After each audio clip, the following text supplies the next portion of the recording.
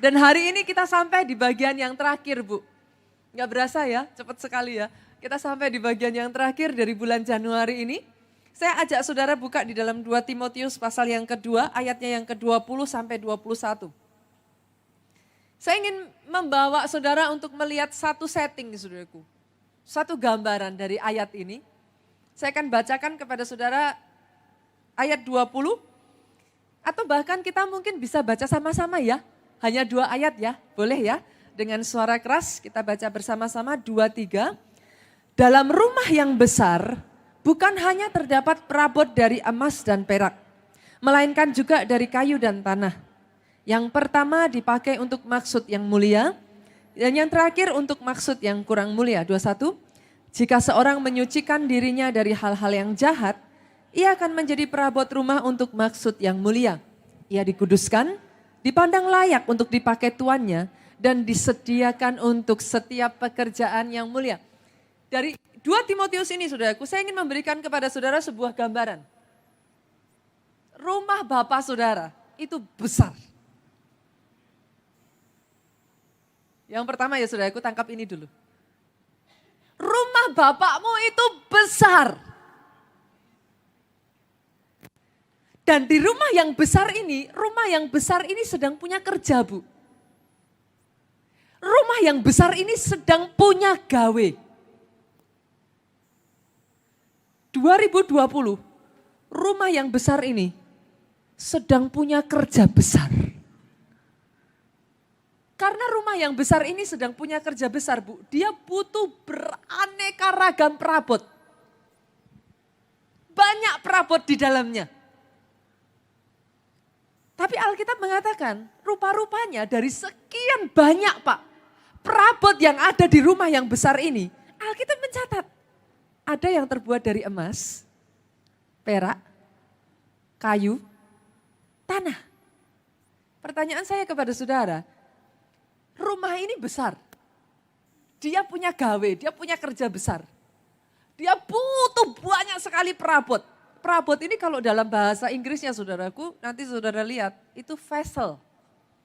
Vessel itu kalau diterjemahkan ke bahasa Indonesia mungkin lebih tepatnya Pak, bejana. Dia butuh wadah, saudara.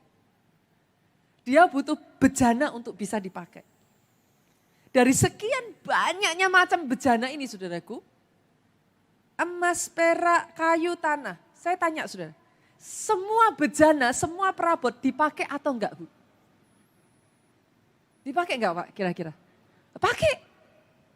Enggak ada yang enggak dipakai loh saudara. Semua bejana, baik itu emas, baik itu perak, tanah, kayu, semua dipakai. Kenapa? Karena rumah ini punya kerja besar. Berapa banyak bejana yang tersedia, dia akan pakai. Masalahnya, Alkitab berkata saudaraku, tapi ada bejana yang dipakai untuk tujuan mulia. Ada bejana yang dipakai tujuannya kurang mulia Pak. Doa saya, pribadi lepas pribadi yang ada di tempat ini. Di tahun kemuliaan Tuhan ini, saudara dipakai jadi bejana dengan tujuan yang mulia. Yang saya lihat di tempat ini adalah bejana-bejana emas. Yang saya lihat di tempat ini, itu sebabnya hari ini saya memberi judul firman Tuhan, The Vessels of Gold. Yang saya percaya saudaraku, 2020 tahun kemuliaan, dia butuh sangat banyak bejana. Untuk apa saudaraku? Sebagai carrier, pembawa-pembawa kemuliaannya Tuhan. 2020 tahun kemuliaan, dia kerja besar saudaraku. Dia butuh perabot, dia butuh sebanyak mungkin bejana. Untuk apa Bu? Jadi agen-agennya kemuliaan. Yang mengerti aminnya yang paling keras. Dan karena 2020 ini janji Tuhan, Yesaya 60 saudaraku. Bangkit. Menjadi teranglah. Terang Tuhan terbit atas saudara. Saya ingin membawa kabar baik kepada saudara. Bejana-bejana yang Tuhan mau pakai adalah saudara tanpa terkecuali saudara yang ada di tempat ini. Saya tidak mendengar kata amin yang keras dari tempat ini. Saya tidak mendengar tepuk tangan yang paling meriah dari tempat ini. Kalau mau tepuk tangan lebih dahsyat lagi buat Yesus Tuhan kita. Kenapa saudaraku? Karena kabar baiknya bejana yang dipakai menjadi pembawa kemuliaan itu saudara. Itu saudara. Ini tahun di mana mata Tuhan sedang mencari. 2 Tawarik 16 ayat 9 saudaraku. Mata Tuhan sedang mencari saudara. Dia menjelajah. Pertanyaan saya, adakah ditemukan di tempat ini? Karena jelas-jelas Alkitab berkata, dia mencari orang yang kepadanya dia bisa melimpahkan kekuatannya. Dia mau menunjukkan dirinya kuat. Oh, dalam bahasa Inggrisnya kita buka 2 Tawarik. Media mungkin gak ada ya. 2 Tawarik saudaraku. Pasalnya yang ke-16, ayatnya yang ke-9 saya bacakan saudara. Saudara akan melihat Alkitab itu luar biasa sekali saudara. Yang Tuhan cari apa ini? Kita lihat saudara. Dalam bahasa Inggrisnya. For the eyes of the Lord run to and fro throughout the whole earth. Mata Tuhan itu menjelajah saudara. Dia cari satu-satu. Dia lihat satu-satu. Dia selidiki satu-satu. To show himself strong. Untuk menunjukkan dirinya sendiri kuat. 2020 Tuhan itu kepingin menunjukkan. 2020 dia ini kepingin memanifestasikan kemuliaannya saudaraku. In the behalf of them. Melalui saudara. Itu sebabnya dia sedang cari. Siapa di tempat ini yang bisa dipakai sebagai agent-agent untuk membawa kemuliaannya Pak? Itu sebabnya Matius, kita lihat lagi yuk, kita cepat saudaraku.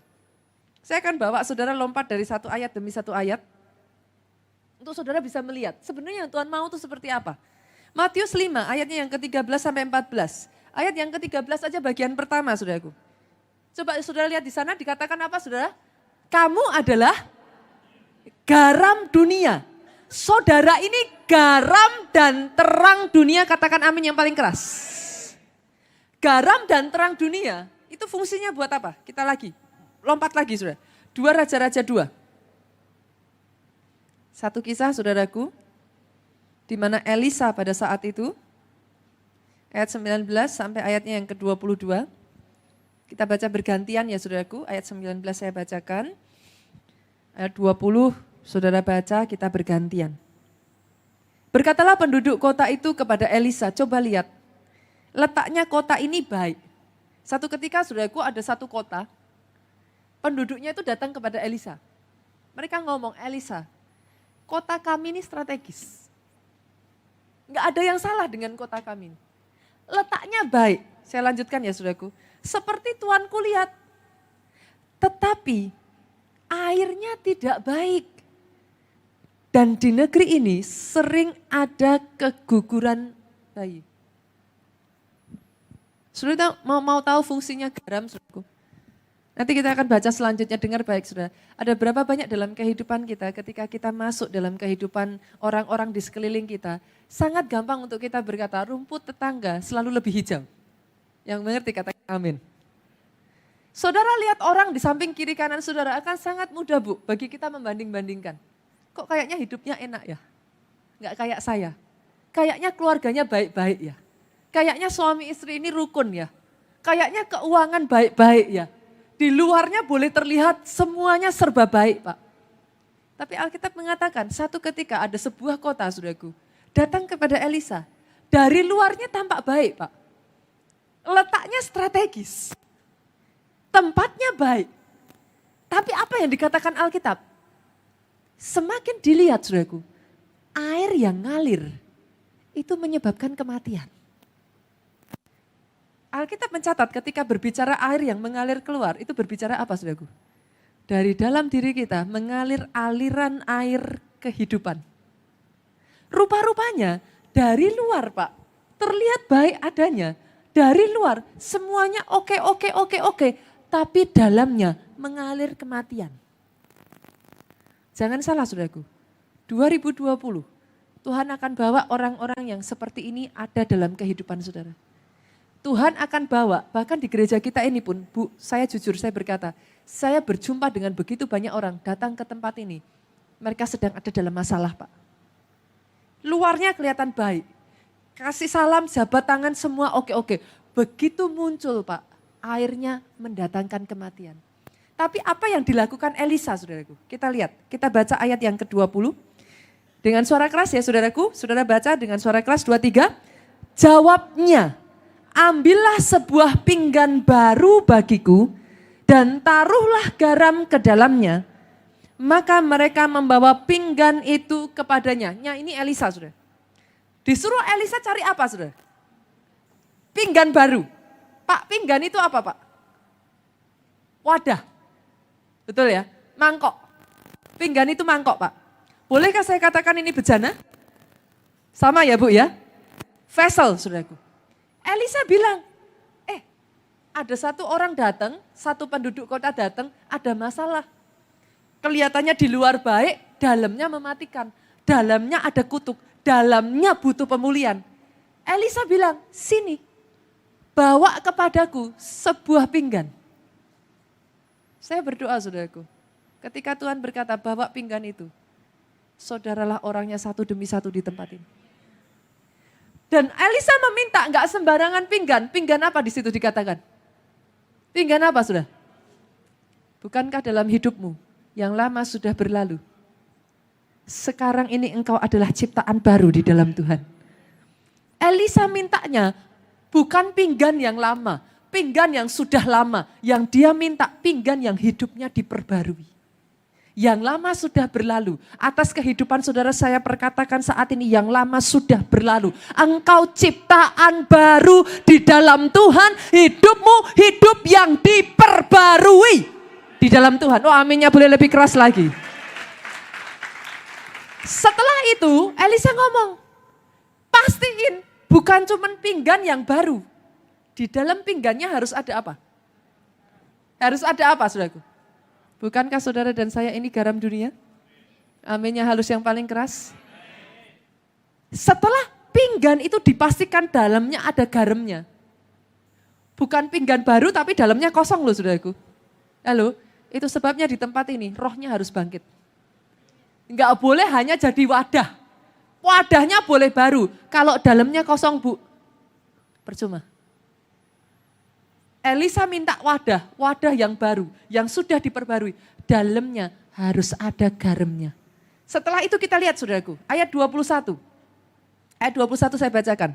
Kemudian pergilah ia ke mata air mereka dan melemparkan garam itu ke dalamnya serta berkata, berfirmanlah Tuhan, telah kusehatkan air ini, maka tidak akan terjadi lagi olehnya kematian atau keguguran bayi. Perhatikan saudara, ini semua di dalam Alkitab. Itu kelihatannya sederhana, tapi mewakili sesuatu saudara. Elisa melakukan apa? Dia ambil pinggan, pinggannya di dalamnya ada garam. Dia lemparkan sambil apa? Dia berkata-kata saudaraku. Telah kusehatkan air ini. Ayat 22 kita baca sama-sama yuk dengan suara keras 23. Demikianlah air itu menjadi sehat sampai hari ini. Sesuai dengan firman yang telah disampaikan Elisa. Ini yang akan terjadi atas kehidupan saudara. Di mana hidupmu ditaburkan, yang tadinya sakit jadi sehat. Di mana hidupmu ditaburkan, Pak, yang gelap jadi terang. Di mana hidupmu ditaburkan, Pak, orang yang membutuhkan pemulihan, hidupnya mengalami pemulihan. Kenapa saudaraku? Kabar baiknya hari ini. Saudara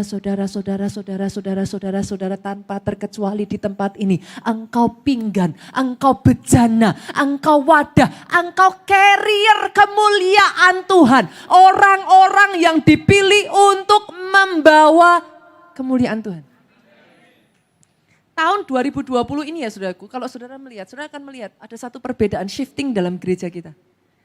2019 yang kita lakukan, itu seperti kayak Tuhan itu kayak menghujani dengan permen. Mujizat, itu kayak di mana-mana. Saat ini aja saudaraku, kalau kita kumpulkan jumlah kesaksian yang ada di gereja kita itu bukan 1, 2, 3, 4, bukan 10, bukan belasan, bukan ratusan saudaraku, itu ribuan. Literally. Kesaksian yang terjadi di gereja kita ini jumlahnya sudah ribuan saudaraku. Begitu banyaknya. Itu 2019, itu yang Tuhan kerjakan. Dia seperti nabur permen saudara. Dia berikan mujizat itu begitu saja. 2020, perhatikan kata-kata saya ini terjadi shifting saudara. 2020 yang dia mau, you take action. Saudara jadi garamnya. Saudara jadi agent, jadi carrier kemuliaan Tuhan. Ketika itu ditaburkan, sesuatu terjadi saudara. Saya itu takjub saudara. Setiap kali firman Tuhan mengalami shifting seperti ini, yang saya takjub. Tahukah saudara, di lapangan tanpa mereka itu mendengar firman ini, sudah terjadi begitu saja. Saya baru aja kemarin terima saudaraku, kan setiap mau khotbah seperti ini pasti saya tanya. Ada kesaksian-kesaksian enggak? Pasti ada banyak sekali. Dari sekian banyak kesaksian ini saya baca, saya kaget saudara. Ada sangat banyak kesaksian, intinya menceritakan seperti ini. Satu ketika seorang bapak saudaraku, tadi pagi saya salah, saya pikir ini perempuan saudaraku, wanita, tapi ternyata dia seorang pria saudara. Bapak ini saudaraku, bukan bapak, lebih tepatnya anak muda ini saudaraku. Di bulan September 2019 UC, dia ikut UC. Berapa banyak dari saudara yang ikut UC 2019? Oke, saya lihat tangan-tangan terangkat. Saudara pasti tahu di UC itu apinya menyala-nyala. Anak muda ini saudaraku pulang dari UC, seperti biasa kalau kita di UC, kita itu biasanya dikasih makan saudara. Sudah include di dalamnya itu kita dapat makanan. Karena dia sudah makan, saudara. Saudara tahu yang di UC, saudara yang ikut kemarin, itu di luar gereja, itu banyak sekali pilihan makanan, saudaraku. Kadang kita sudah dapat makanan, tergoda tetap, saudara. Karena saking banyaknya pilihan makanan. Kita tuh tergoda, Pak.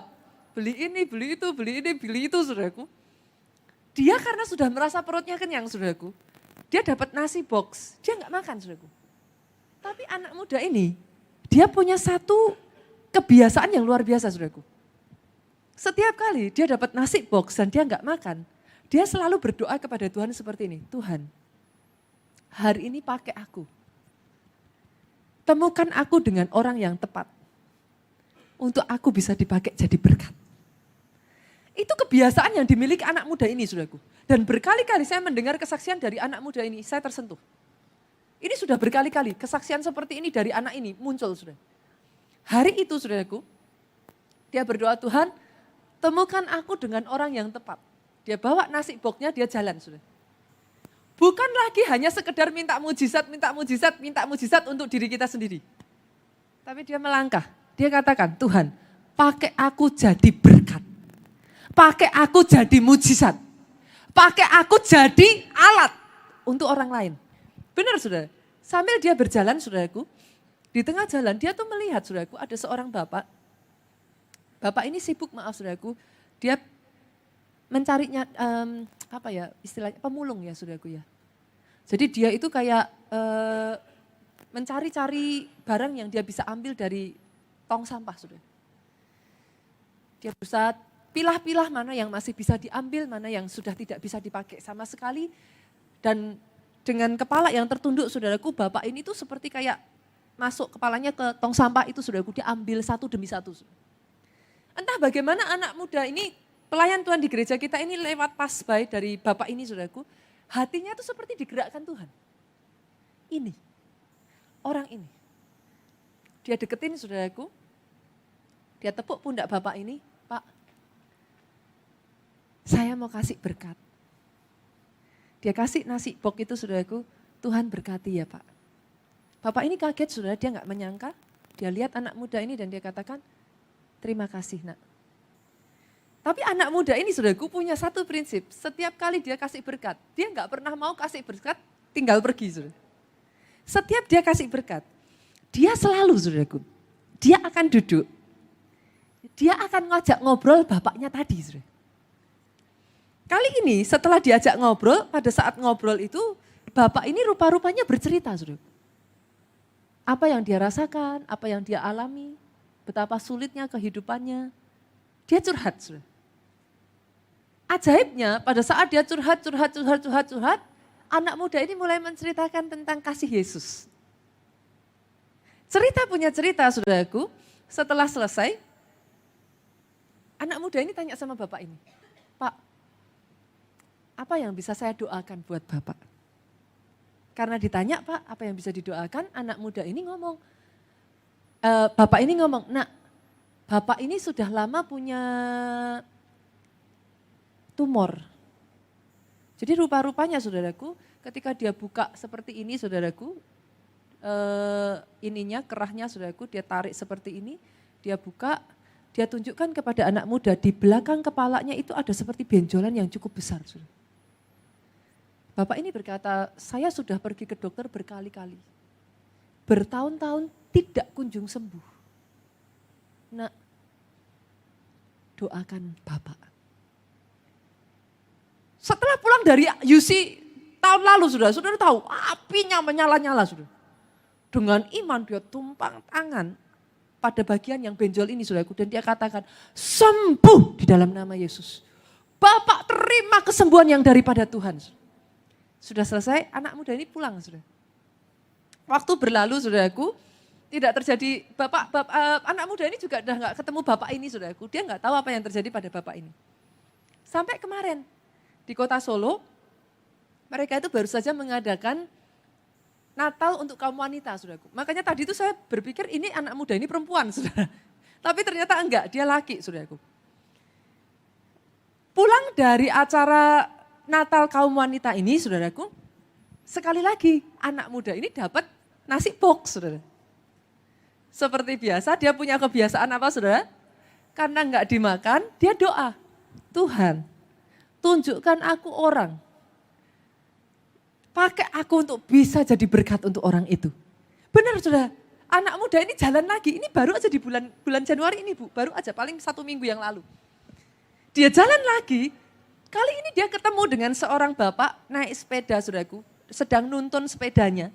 Jadi bukan naik, tapi sedang nuntun sepedanya. Di bagian belakang sepedanya itu sangat banyak sekali barang-barang bekas, saudara. Seperti kayak diikat gitu di bagian belakang sepedanya, saudaraku. Dan Roh Kudus itu kayak taruh di dalam hatinya orang itu.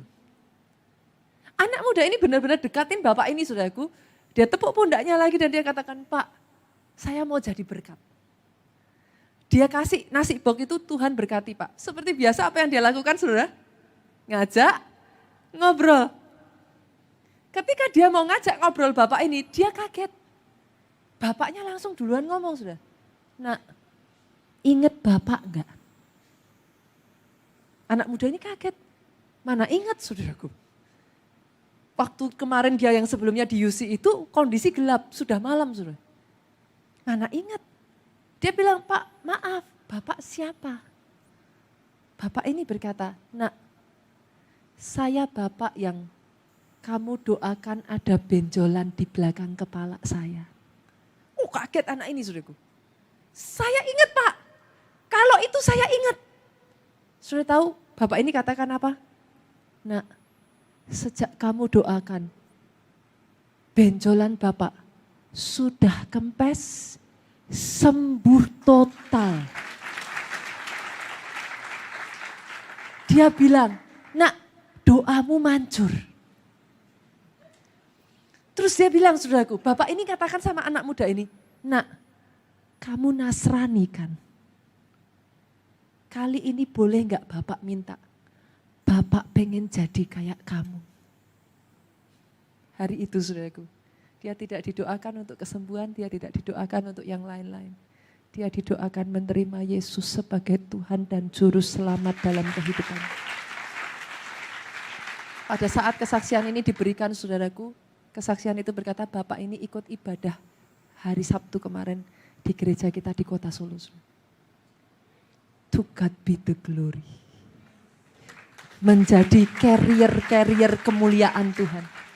Ketika hidupmu ditaburkan, bukan pahit hati, bukan sakit, bukan kepedihan, bukan penderitaan. Ketika hidupmu ditabur garam, pemulihan. Ada rasa yang tadinya sudah tawar, yang tadinya hidup sudah hambar, ketika hidup saudara ditaburkan, muncul rasanya kembali. Satu lagi saudaraku, kesaksian. Ada seorang anak muda saudaraku juga. Anak muda ini saudaraku sekali lagi, Tuhan itu, makanya saya ketika baca kesaksian-kesaksian, saya itu takjub saudara. Kenapa? Ini tepat sekali dengan saya baru khotbah minggu ini saudara. Anak muda ini sekali lagi saudaraku, dia lewat sebuah toko saudaraku. Sudah malam, tokonya sudah tutup. Di depan emperan, apa sih, what is emperan saudaraku? Apa? Depan toko ya. Biasanya toko itu kan selalu ada tuh saudaraku ya. Tempat kayak yang orang biasanya kalau maaf saudara, kayak mungkin pemulung atau maaf saudara orang yang tidak punya homeless, yang gak punya rumah saudara. Dia itu tiduran di depan toko ini saudara. Anak muda gereja kita ini lewat, entah bagaimana Tuhan itu gerakkan hatinya. Deketin bapak ini. Ketika didekati saudaraku, dia semakin terkejut saudara. Kenapa? Karena semakin didekatin, dia bisa mencium bau yang menyengat saudara. Rupa-rupanya saudaraku sekujur tubuh bapak ini, itu tuh sudah nanah bercampur darah. Saudara. Saya nggak tahu dia terkena penyakit kulit apa bu, tapi sekujur tubuh itu sudah apa sih, apa saudaraku, kayak semacam barah ya, semacam kayak koreng lah atau apalah itu saudaraku. Dan baunya itu sangat menyengat sekali saudara. Tapi anak muda ini saudaraku luar biasanya melihat semuanya itu. Dia tidak jijik, dia dekati bapak itu saudaraku. Dia duduk, dia tanya sama bapak ini. Pak, apa yang terjadi sama bapak? Baru ditanya sepatah kata saudaraku, sepatah kalimat saja. Dia cuma ditanya, Pak, apa yang terjadi sama bapak? Sudah tahu apa yang terjadi? Bapak ini nangis sejadi-jadinya. Dia langsung berkata sama anak muda ini, nak, kalau Tuhan mau ambil hidupku, biar dia ambil hidupku. Bapak sudah enggak kuat lagi harus hidup seperti ini terus. Itu rasa sakitnya saudaraku, saudara bisa bayangin. Dia tidak punya obat untuk dia bisa berobat, tidak punya uang untuk dia bisa berobat. Dia harus menanggung rasa sakit yang seperti itu saudaraku. Anak muda ini tergerak hatinya tapi dia enggak tahu apa yang harus dia lakukan. Dia bukan dokter, dia enggak tahu dia harus obati bagaimana Pak. Dia tidak tahu harus yang dia lakukan. Dia cuma ingat satu kata dari gereja kita diajarkan apa saudaraku? Doa profetik saudara. Jadi sungguh saudaraku, anak muda ini deketi bapak ini, dia doakan kesembuhan Tuhan kerjakan. Tapi rasanya dalam hatinya itu kayak terketuk saudaraku. Hatinya tuh kayak terusik. Dia berpikir Tuhan, masa ya aku cuma doain saja? Kondisi bapak itu seperti itu masa ya cuma ditinggalkan dengan sebuah doa saudaraku. Akhirnya dia berdoa, Tuhan aku harus melakukan apa? Tengah dia sedang berdoa saudaraku, keesokan harinya dia ketemu sesama pelayan Tuhan. Dia sharing, kemarin malam tuh aku ketemu satu bapak begini, dia cerita. Aku tuh bingung harus apa, aku harus bagaimana. Kondisi bapaknya udah sampai begitu. Saudara tahu orang sesama pelayan Tuhan ini saudaraku yang dia cerita, pelayan Tuhan ini bisa ngomong, dia kaget. Loh, aku kemarin doa. Dalam doa itu aku merasa Tuhan suruh aku jadi berkat. Tapi aku gak tahu apa yang harus aku lakukan. Aku harus bagaimana? Aku gak berani seperti kamu, datengin orang seperti itu, tapi aku punya uangnya. Tuhan suruh aku jadi berkat. Anak muda yang satu ini ternganga, yang ini sama-sama ternganga, mereka ngobrol sama-sama bilang, berarti ini dari Tuhan.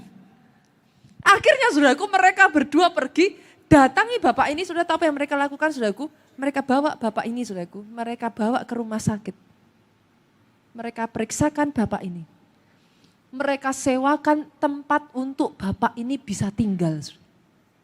Mereka bantu untuk bapak ini bisa sedikit banyak mulai bekerja, saudara. Tahukah saudara apa yang terjadi? Waktu sudah berlalu sekian waktu yang lalu, saudaraku. Kesaksian muncul, saudaraku, yang saya baca. Bapak ini dari yang tadinya seluruh tubuh, saudara, sudah sembuh, tinggal sedikit sekali saja, saudaraku. Pemulihan akhir saja, sudah sembuh. Bukan hanya itu, saudara. Kemarin Januari ini, bukan hanya bapak ini, satu keluarganya dibaptis di gereja kita, menerima Yesus sebagai Tuhan dan Juru Selamat dalam kehidupannya. Berapa banyak dari saudara di tempat ini? 2020. Mau tahun ini jadi tahun kemuliaan dalam hidupmu. Berapa banyak dari saudara di tempat ini tahun 2020 engkau mau bangkit. Bu, ini bukan tahun untuk orang malas. Ini bukan tahun untuk orang yang mengasihani diri sendiri. Ini tahun untuk orang-orang yang mau bangkit. Bangkit dan mulai lihat sekeliling saudaraku. Bangkit dan mulai jadi terang Pak. Apa yang bisa kau lakukan? Apa yang bisa kau kerjakan? Orang-orang di sekelilingmu, mereka butuh engkau. Kemarin saya dapat satu cerita lagi saudara. Ceritanya unik. Kalau tahun 2019 saudaraku, kau cari Tuhan, minta mujizat. Bapak ini di tahun 2020 mengambil keputusan saudara. Dia tidak mau datang sama Tuhan, minta mujizat. Saudara tahu apa yang dia lakukan? Dia pengen punya anak, saudara. Dia sudah lama sekali nggak punya anak. Dia pengen punya anak. Alih-alih dia berdoa untuk dirinya sendiri, Pak, minta mujizat. Saudara tahu apa yang dia lakukan? Dia doakan teman-temannya yang pengen punya anak, tapi nggak bisa punya anak, saudara. Dia mengambil satu langkah. Ini waktunya untuk dia bersinar. Ini waktunya untuk dia jadi terang. Dia nggak nunggu dia dulu dapat anak. Tapi dia doakan. Dan ajaibnya sudah, satu demi satu temannya dikasih Tuhan anak. Dia belum, saudaraku. Dia belum. Tapi dia doakan, dia terus. Dia gak peduli. Dia gak minta sama Tuhan, Tuhan kapan mujizatku? Tuhan kok aku gak dapat. Tuhan kok orang lain terus yang dapat mujizat? Tuhan kapan aku? Dia bangkit, saudaraku. Dia doakan orang. Satu dapat mujizat. Satu punya anak. Satu punya anak. Tahun ini sudah dia bersaksi. Dia berkata, giliran saya tiba. Bukan orang lain Tuhan kasih anak lagi. Tuhan kasih saya anak saya sendiri. Nanti saudara akan melihat 2020 jenis yang terjadi akan seperti ini. Saudara. 2019, 2018 Tuhan ini ya saudara, atas gereja kita, semua khotbah-khotbah di gereja kita itu bukan hanya sekedar khotbah yang bagus. Saudara kalau di gereja ini cari khotbah yang sekedar lucu, saudara salah tempat. Saudara kalau di gereja ini cari sekedar khotbah yang enak untuk didengar telinga, saudara salah tempat.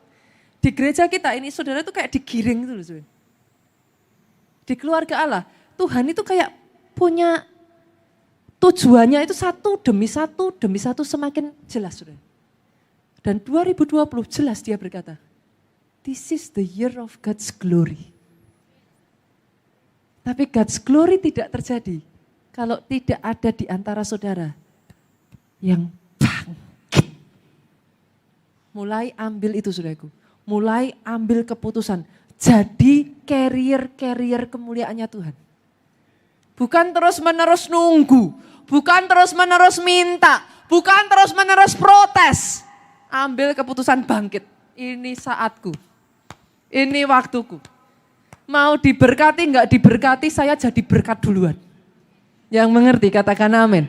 Mau dapat mujizat enggak dapat mujizat, saya doain orang lain duluan.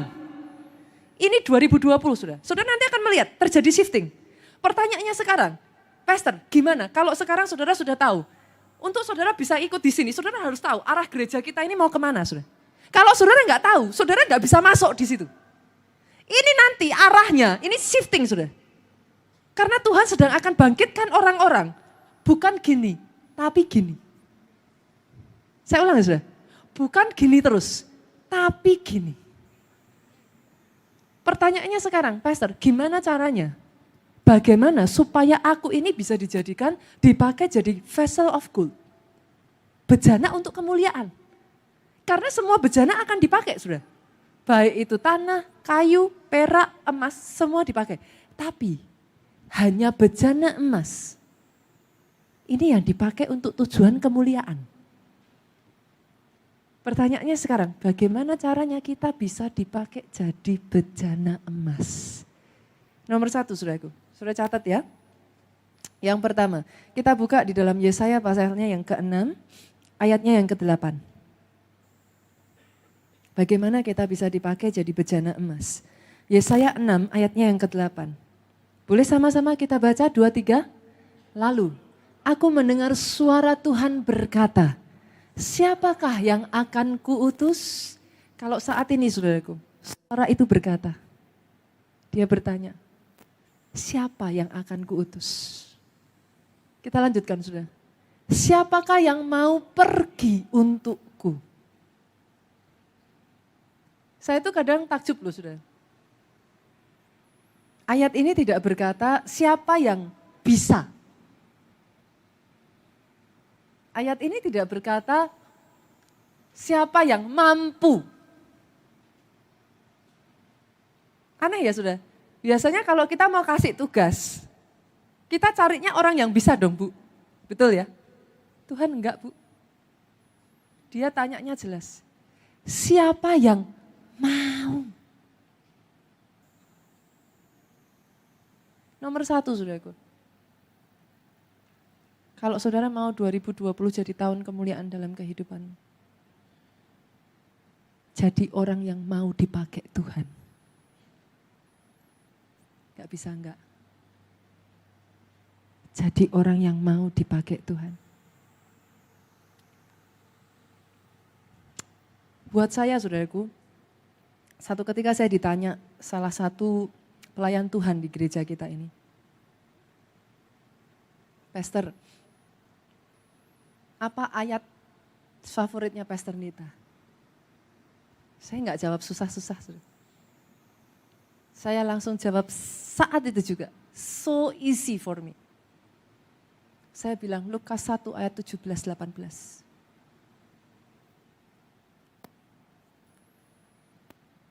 Lalu Maria berkata, aku ini hambamu, jadilah padaku seturut kehendakmu.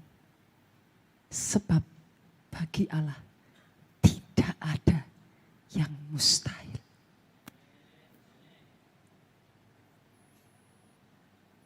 Banyak orang saudaraku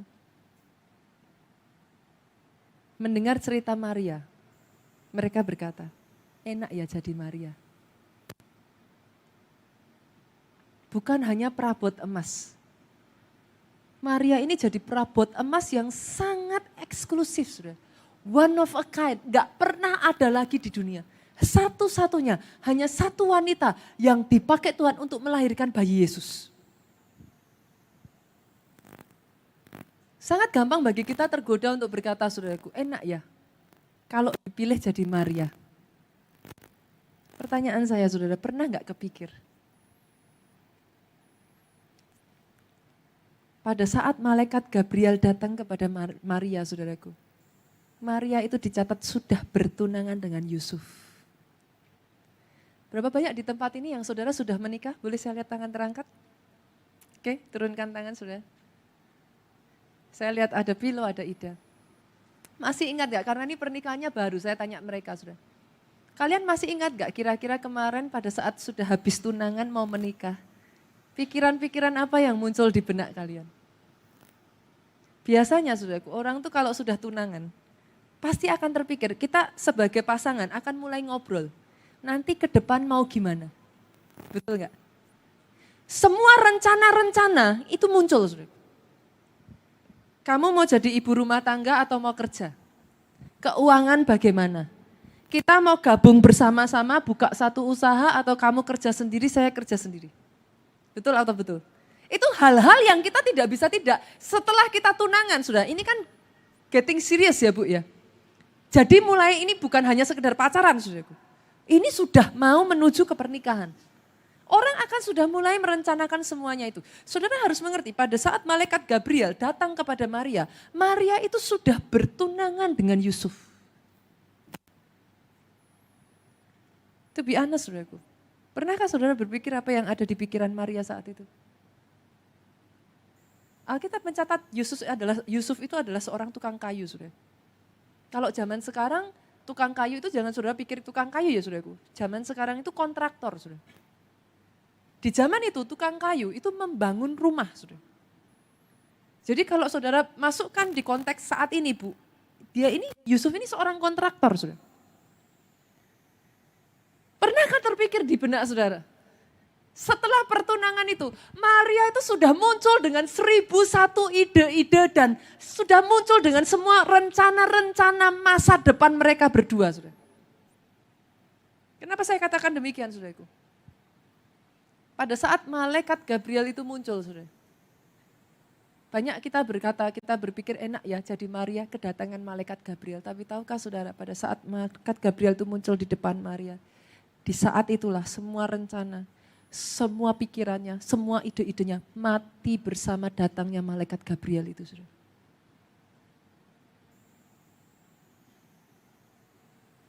Banyak orang iri dengan Maria, saudara. Saya masih ingat, saudara. Kenapa saya katakan ini? Saya masih ingat, saudaraku. Saya dipanggil Tuhan tuh di usia yang sangat muda sekali, saudara. Sangat muda sekali, sangat muda sekali. Saya masih ingat satu peristiwa, saudaraku, di mana kalau saya tuh sebenarnya mau nyeritain ini, saya tahu ini jadi satu cerita yang pas, saudaraku. Tapi saya mau cerita ini sebenarnya berat, saudara. Karena setiap kali saya ingat cerita ini, saya pasti nahan tuh gak nangis. Saya masih ingat satu ketika, saudaraku, di tengah Tuhan memanggil saya itu beruntun, saudara. Tuhan pakai hamba-hamba Tuhan, entah bagaimana, mereka itu bernubuat kepada saya, Tuhan pakai orang ini itu dan lain sebagainya. Saya aminkan, saya excited, tapi bagi saya ya oke, ya panggilan Tuhan ya oke gitu. Karena saya masih sangat muda sekali, saudaraku. Sampai satu ketika, saya nggak tahu, saudara, antara itu saya tidur, saya bermimpi atau saya dapat penglihatan. Karena usia kekristenan saya itu masih sangat muda, saudara. Dan jujur nggak ada yang bimbing saya, saudara, pada saat itu. Saya tuh nggak ngerti ini saya mimpi atau saya dapat penglihatan. Saya tengah tidur, itu sudah malam sekali, saudaraku. Saya tengah tidur, saya ngerasanya tuh saya kayak tidur gitu, saudaraku. Ranjang saya tuh di atas, karena saya tidurnya tuh bunk bed, saudara. Saya sharing dengan kakak saya tidur di bawah, saya tidur di atas. Saya tidur, posisi tiduran itu, saudaraku. Makanya saya nggak tahu itu saya mimpi atau saya dapat penglihatan. Saya itu berdiri, saudaraku, di depan pusara saya sendiri. Di depan kuburan saya sendiri, Pak. Kenapa saya nggak pernah bisa lupa, saudara? Saat itu yang saya rasakan, saudaraku. Saya itu tahu, pusara itu bukan berisi tubuh saya secara jasmani. Tapi pusara itu berisi impian saya, cita-cita saya, keinginan saya. Saya masih ingat waktu saya berdiri di depan pusara itu somehow, saudaraku. Saya nggak tahu bagaimana menjelaskan kepada saudara. Tapi kalau Tuhan kasih saudara penglihatan, Tuhan buat saudara mengerti apa yang kau lihat. Saya berdiri di depan pusara itu sampai satu titik saya nggak kuat, saudara. Saya jongkok, saya tersungkur, saya hanya bisa nangis. Karena saya tahu saat itu, saudaraku, semua impian saya itu seperti kayak Maria pada saat Gabriel datang, saudara. Habis. Saya nggak bisa menjawab ya pada saat itu, saya hanya bisa nangis. Tanpa saya sadari, waktu berlalu begitu cepat, tiba-tiba ketika saya sadar, saudaraku, itu sudah sekitar jam 3 pagi.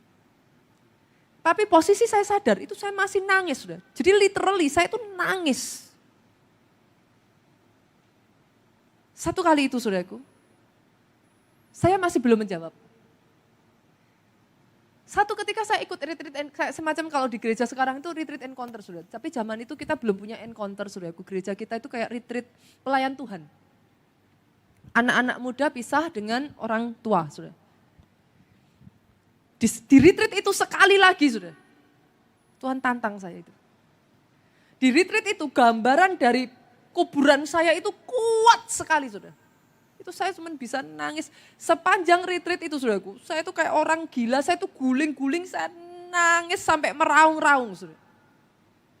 Karena saya tahu, itu usia saya mungkin baru sekitar 12, 13.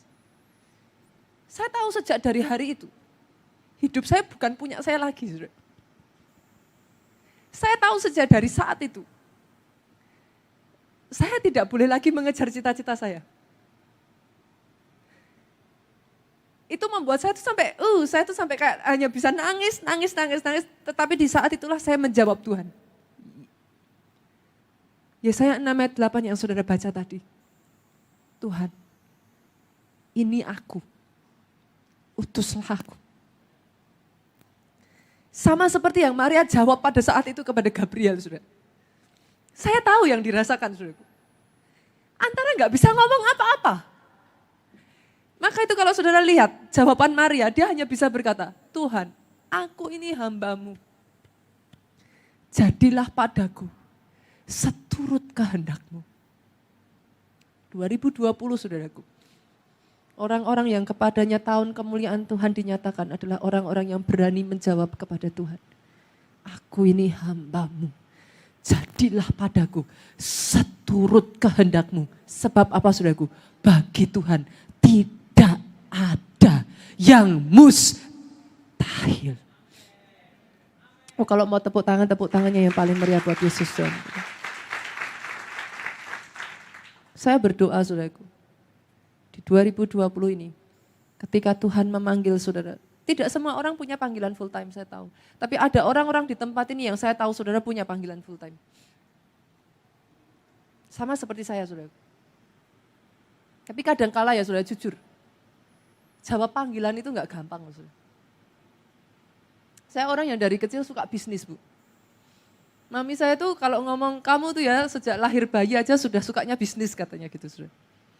Saya tuh punya cita-cita yang besar, meneruskan seluruh keluarga saya itu enggak ada yang jadi hamba Tuhan, saudaraku. Saya lahir dari keluarga bisnismen. Enggak ada satupun yang jadi hamba Tuhan. Pada saat saya memutuskan jadi hamba Tuhan, saya disidang, saudaraku. Saya dimarahin satu keluarga besar. Seperti biasa, kata-katanya masih sama, saudaraku. Mau makan kursi gereja lah, hal-hal seperti itu, saudara. Saya tuh heran kok bisa kompakan gitu. Kok enggak makan kamera gereja atau apa enggak, saudara. Makan kursi gereja gitu, saudaraku. Itu pertanyaan yang selalu mereka tanyakan kepada saya. Saya masih ingat sekali, saudaraku. Pada saat saya mengambil keputusan jadi hamba Tuhan, jadi full time sepenuh waktu, saudara. Mami saya tuh ngomong sama saya, dari semua anak-anak mami saya, saudara. Bagi mami saya, sejak dari saya masih TK, saudara. Mami saya tuh cerita, anak lain suka bawa mainan, biasalah ya, saudaraku. Anak-anak bawa mainan, bawa buku, bawa apa itu biasa. Kamu juga sama. Tempat kerja mami saya itu garment, sudah.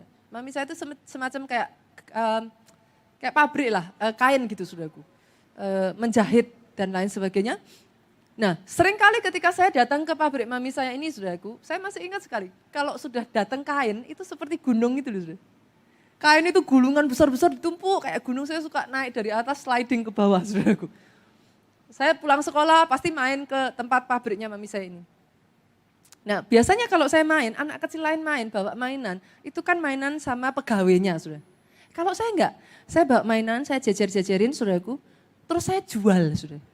Ini 50 rupiah, ini 100 rupiah, ini 200 rupiah, itu saya jualin kepada pegawai mami saya, saudara.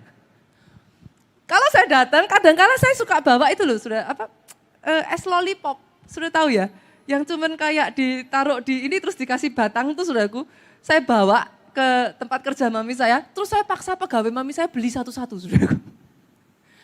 Karena mereka memandang anak kecil lucu jualan, jadi mereka beli, saudara.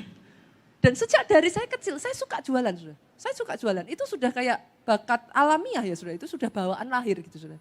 Kalau bagi mami saya, ngajarin kamu berhitung itu paling gampang. Jadi kalau kita di sekolah itu kan ada pelajaran tertentu kita belajar uang, saudara. Mami saya ngomong, khusus kamu, nggak perlu diajarin. Entah gimana, selalu nilainya 100 kalau sudah di bidang itu, sudah. Jadi memang saya suka berbisnis. Posisi SMP, itu saya sudah jualan, sudah. Mami saya itu sampai, kamu ngapain sih, apa kurang uang saku gitu. Tapi enggak, saya seneng aja, sudah. Saya seneng kerja. SMP, SMA, itu saya itu tiap bulan udah jutaan, sudah. Hasil saya kerja itu sudah jutaan. Setiap bulan. Karena memang saya sudah bekerja, saudaraku. Saya bawa barang dari, kebetulan cici saya kuliah, saudara, di Jakarta. Saya kerjasama dengan cici saya bawa barang, saya jual di Solo, saudara. Dan setiap bulan itu hasil saya itu sampai jutaan, saudara. Padahal saya tidak kerja ikut orang, saudaraku. Pada saat saya mengambil keputusan untuk saya melepas semuanya itu, saudara, saya sudah tahu. I cannot do it anymore. Itu seperti kayak dunia saya tuh runtuh, saudara. Apa yang sudah saya pikirkan, apa yang sudah saya rencanakan tuh kayak, apa ya saudaraku, no more. Saudara melihat sekarang saya banyak pakai pakaian atau apa seperti ini ya saudaraku. Jarang mungkin saudara berpikir agak aneh aja, hamba Tuhan mungkin kok suka fashion apa. Kalau saudara tahu di masa lalu saudaraku, itu cita-cita saya. Saya sudah meniti karir itu saudaraku. Saya hidup di dunia modeling saudara. Kalau saudara lihat saya seperti ini saudara, itu sudah bagian dari pembawaan saya sejak lama. Dan menjadi seorang hamba Tuhan saudara harus tahu, ada hal-hal yang saya tidak bisa pakai. Ada hal-hal yang saya tidak bisa lakukan. Gak mungkin kan tiba-tiba saya cat rambut saya pink, saudaraku. Tiba-tiba hari Minggu saudara lihat pendetanya rambutnya warna pink, gak mungkin kan saudaraku. Gak mungkin kan, tahu-tahu saudara saya muncul di depan saudara, saya khotbah pakai baju mini, pakai baju ini saudaraku, gak mungkin kan saudara. Saya tahu ada hal-hal yang ketika saya terima panggilan itu, I have to let it go. And it's not easy for me. Hari itu ketika Maria berkata, ini aku Tuhan, utus aku. Jangan saudara lihat, melayani Tuhan tidak butuh pengorbanan. Tapi dengar baik ini saudaraku, orang yang memang hidupnya dipakai oleh Tuhan, Tuhan tidak pernah merugikan orang itu. Catat baik-baik.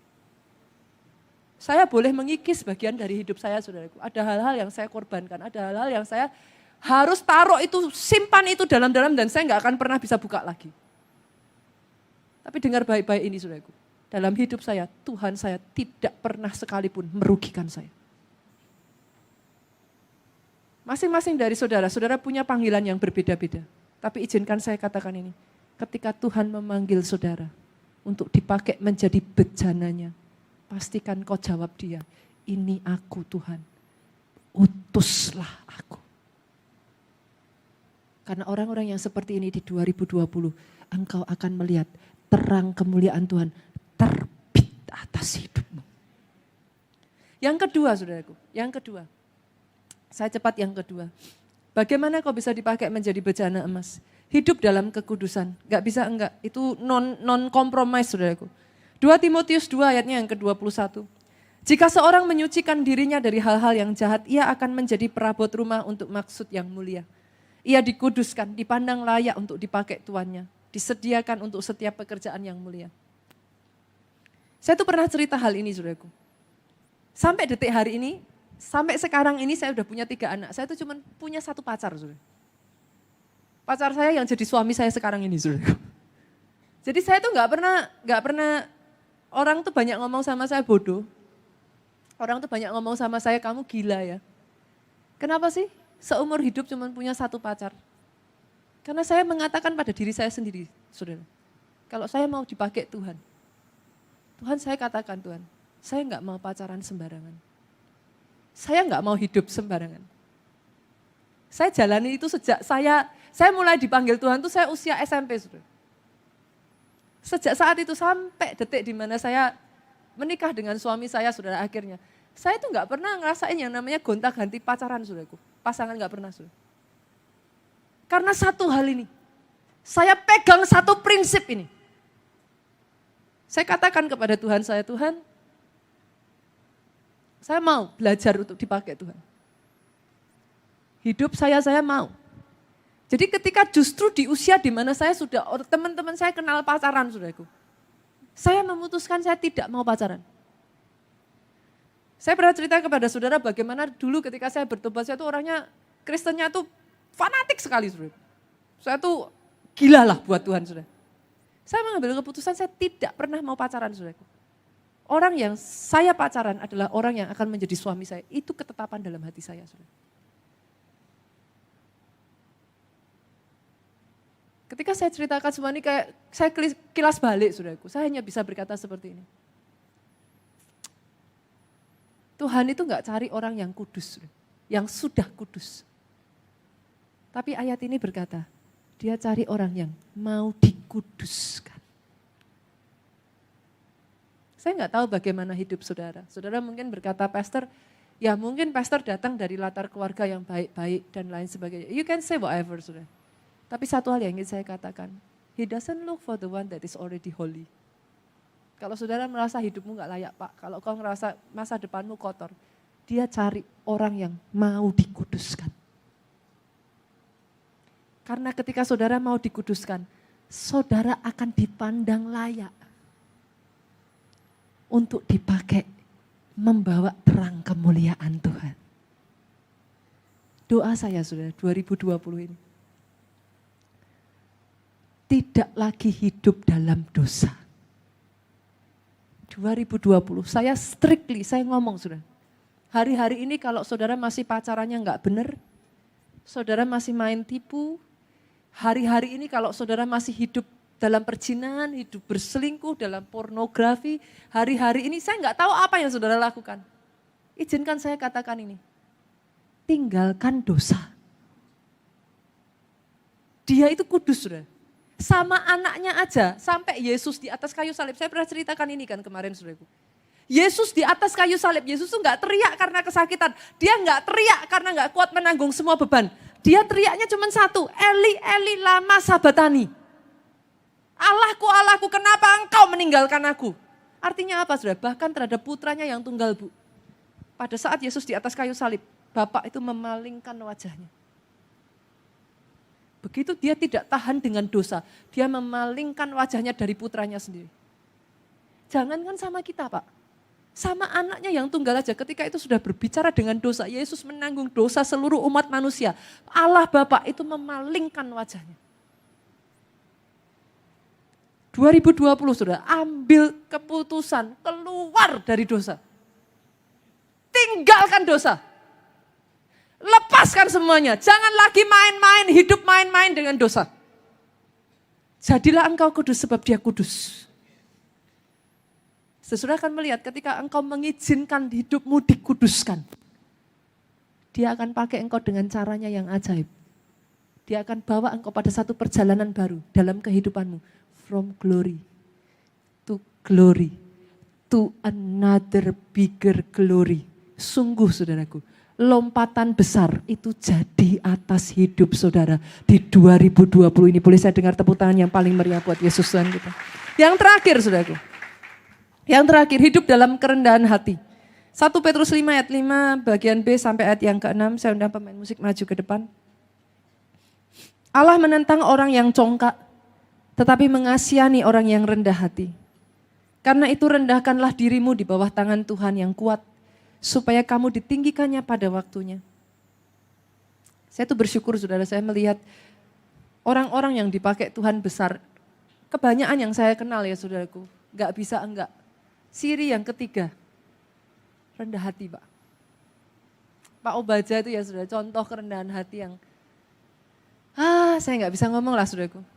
Saya bersyukurlah, sekaligus beliau adalah gembala sidang, adalah papa mertua saudaraku. Saya itu sampai pernah satu ketika ya kaget saudara. Sudah sekelas Pak Obaja, dia apalah sudah dihitung kan dia leader ya saudaraku. Satu ketika ya sudah ibadah seperti ini, dia ngangkat kursi sendiri saudara. Dia bawa kursi sendiri, diangkat, dia taruh, dia tata saudara. Itu seluruh pelayan Tuhan yang lihat saat itu lari buru-buru langsung, Pak Obaja, jangan Pak Obaja. Saya tuh masih ingat sekali di benak saya ketika saya lihat itu dari papa mertua saya ini. Saudara. Beliau tuh orang yang sangat low profile. Saya bangga lah saudara, saya ada dibesarkan di pelayanan yang seperti ini. Di mana seorang pemimpin itu benar-benar belajar untuk melayani. 2020 ini saudaraku, pastikan. Dengan semua yang terjadi dalam kehidupanmu, ketika Tuhan angkat engkau nanti, jangan lupa. Pesan mama saya cuma satu, mami saya itu kalau pesan ke saya cuma satu. Jangan jadi lupa kacang lupa kulitnya. Kalau Tuhan sudah kerjakan semuanya, ingat itu asalnya daripada Tuhan saja. Pastor E.A. Adeboye saudaraku adalah salah satu contoh orang yang menurut saya di kelasnya dia. Di mana presiden itu aja harus antri loh Bu kalau ketemu dia. Di kelasnya dia yang seperti itu ya saudaraku. Dia tuh kalau salaman sama kita gini ya, ibu salaman kayak gini ya. Orang Afrika itu mereka terbiasa ada di bawah jajahan Inggris. Jadi dia kalau salaman saudaraku, dia tuh salaman seperti ini dia bilang, God bless you ma. Ma itu bahasa yang dibiasakan untuk madam. Kalau sama yang pria saudaraku, God bless you, Pak. Itu seperti kayak sir, Pak. Orang sekelas itu, saudaraku. Ketika menyalami orang-orang, saudara. Dia enggak yang kayak gini, saudara. Tapi dia, God bless you, Pak. God bless you, Ma. Saya tuh melihat satu kerendahan hati yang seperti itu dari orang-orang yang dipakai Tuhan besar. Dengar baik, saudaraku. Dari semua yang nantinya Tuhan akan kerjakan atas gereja kita, atas kehidupan saudara. Jangan pernah lupa ayat ini. Kita buka Roma. Roma pasalnya yang ke-11, ayatnya yang ke-36.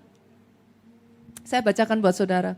Sebab segala sesuatu adalah dari Dia, oleh Dia, kepada Dia. Bersama-sama 2-3, bagi Dialah kemuliaan sampai selama-lamanya. Pastikan apapun yang kau alami di 2020, don't take credit over it. Give it back to Him. Pastor Adeboye kalau berdoa, saudara, setiap kali dia berdoa, dia selalu doa seperti ini. In the end. Saudara yang pernah dengerin khotbahnya Pastor Adeboye, sudah tahu cara dia bicara. In the end, we give you all the glory. Take all the credit, Lord. Take all the glory. Dia selalu katakan itu, saudara. Setiap kali dia berdoa, dia selalu katakan itu. Kerjakan mujizatmu begitu dahsyat, Tuhan. Kerjakan karyamu begitu luar biasa, Tuhan. Kerjakan, Tuhan, keajaibanmu. Tapi selalu dia tutup dengan itu, saudara. In the end, take all the glory. Dari kehidupan saudara, sekali lagi saudaraku, doa saya 2020, terang Tuhan terbit atasmu, terangnya bersinar atas kehidupan saudara, dan siap-siap saudara. Ini yang didapat Pastor Jonathan beberapa waktu yang lalu. Ini yang sedang saat ini dideklarasikan terus-menerus oleh Pastor Jonathan saudara. Siap-siap, catat ayatnya. Yesaya 30 ayatnya yang ke-26. Boleh bangkit berdiri jemaat Tuhan? Yesaya 30 ayatnya yang ke-26. Yuk sama-sama kita baca sambil bangkit berdiri. Ada di depan kok saudaraku. Amini ini ya saudaraku. Ini yang saya tahu jadi rema Tuhan kasih untuk gereja kita di 2020 ini. Sama-sama 2-3. Maka terang bulan purnama. Bulan purnama saudara tahu ya terangnya seperti apa? Alkitab mencatat saudara. Akan seperti terang matahari terik. Kita lanjutkan. Terang matahari terik akan 7 kali ganda. Yaitu seperti terangnya 7 hari. Lihat saudara, kita lanjutkan ayat ini. 2-3. Apa saudaraku? Pada waktu Tuhan membalut luka umatnya dan menyembuhkan bekas pukulan. Atas apa yang sudah terjadi di masa lalu saudara, atas apa yang sedang saudara alami saat ini. Engkau yang ada di dalam pukulan, engkau yang tadinya terluka saudaraku, dengar baik. Pada saat Tuhan memulihkan engkau, mujizat 7 kali ganda. Terangmu yang muncul dari hidupmu, 7 kali ganda. Kalau itu yang saudara percaya katakan, lihat besar dinyatakan. Sama-sama saudaraku. Kita belajar lagu ini. Dicurahkan, kau bangkitkanku menjadi terang bagi bangsaku. Yo, engkau yang mau terima itu saudara katakan. Kemuliaan besar dinyatakan, kelimpahan besar dicurahkan, bangkitkanku. Ini yang kau akan kerjakan Tuhan bagi segala bangsa. Berapa banyak dari saudara yang percaya 2020 ini tahunmu saudaraku, angkat kedua tanganmu. Berapa banyak dari saudara yang percaya 2020 terang Tuhan terbit atasmu, angkat tanganmu saudaraku. Katakan ini bersama dengan saya. 2020 yang terkecil akan menjadi bangsa yang besar, yang paling lemah lemah akan menjadi kaum yang kuat. Bangkitkan aku Tuhan. Aku mau jadi terang. 2020. Terang yang terbit atasku. 7 kali ganda. Terang yang terbit atas pekerjaanku. 7 kali ganda. Kesehatan yang aku alami. 7 kali ganda. Pakai hidupku Tuhan. Ini aku Tuhan. Utus aku. Engkau yang sungguh-sungguh mau dipakai Tuhan, saudaraku. Engkau yang bisa berbahasa roh. Angkat suaramu. Irabasyenete karalalabayasiki. Imerete karalalabayasiki nerete karalalab. Engkau yang mau dipakai Tuhan, saudaraku. Bukan hanya terima mujizat, tapi 2020 mujizat itu terjadi melalui engkau. Karena Tuhan mau menunjukkan dirinya kuat. He want to show himself strong in the behalf, melalui saudara dan saya. Itu sebabnya yang dia cari orang yang hatinya sungguh-sungguh kepada dia. Perfect heart. Perfect heart before him. Perfect heart before him. Imerete kalalalala baya baba sereka. Elalala maya so. Hallelujah. Hallelujah. Hallelujah. Hallelujah. Iraba baba paralalala maya se.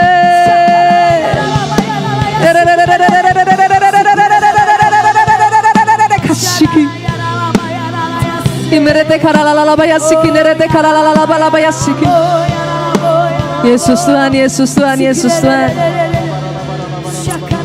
Saudara, kalau saudara baca 2 Tawarik 16 ayat 9 tadi, di sana dikatakan to show himself strong in the behalf of them whose heart is perfect toward him.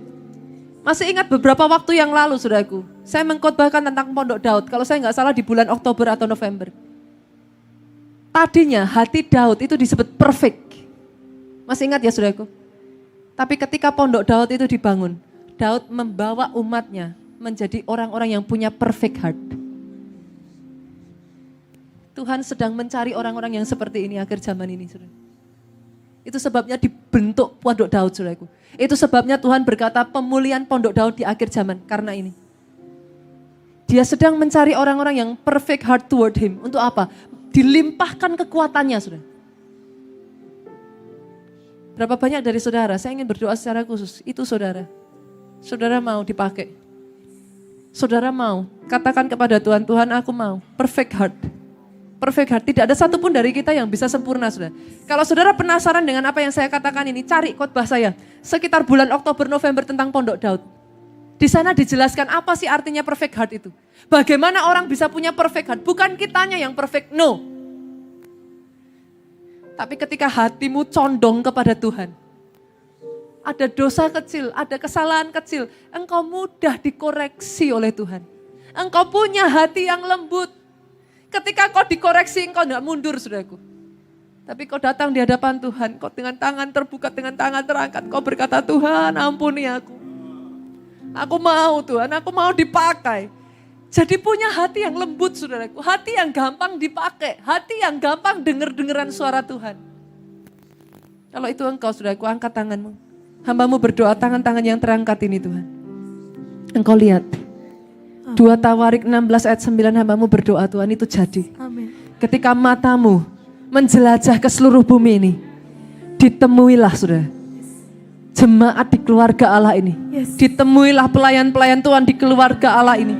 Orang-orang yang hatinya condong kepada Tuhan. With perfect heart toward him. Orang-orang yang hatinya lekat kepada Tuhan. Orang-orang yang mau dipakai menjadi agent-agent, carrier-carrier kemuliaannya Tuhan. Setiap tangan-tangan yang terangkat Tuhan, hamba berdoa Tuhan. Nyatakan kuasa-Mu dengan dahsyat. 2020 ini. Nyatakan kuasa-Mu dengan begitu dahsyatnya Tuhan. Kaum ini Tuhan, gereja ini dibangkitkan menjadi bangsa yang kuat. Amin. Kaum yang besar. Bangsa yang besar. Kalau kita diizinkan punya masalah, Firman Tuhan berkata, Dia itu setia. Dia pasti akan menyediakan jalan keluar. Jangan menyimpang dari kebenaran. Kalau kita sudah diselamatkan sama Tuhan, kita sudah dijamah sama Roh Kudus, kita sudah lahir baru, jangan lagi masuk ke dalam lumpur dosa. Ada orang yang bilang gini, I'm born to break the law. Apaan itu? Enggak, kalau Anda dewasa, Anda berhikmat, Anda bijaksana, Anda tahu bahwa peraturan dibuat untuk keselamatan Anda, dibuat untuk kenyamanan bersama. Pimpin orang yang enggak taat, not following order itu capeknya luar biasa, melelahkan, kadang-kadang sampai habis kata-kata, bikin kita hilang damai sejahtera karena marah. Dengarkan nasihat orang tuamu, dengarkan nasihat orang-orang yang mengasihi kamu dan peduli sama hidupmu. Jangan sampai terjebak dalam pergaulan yang salah, kemudian Anda kena masalah, baru cari orang tuanya. Jangan sampai hidupmu rusak, baru kamu cari keluarga. Jangan sampai kamu udah gak berdaya, baru kamu mau berubah.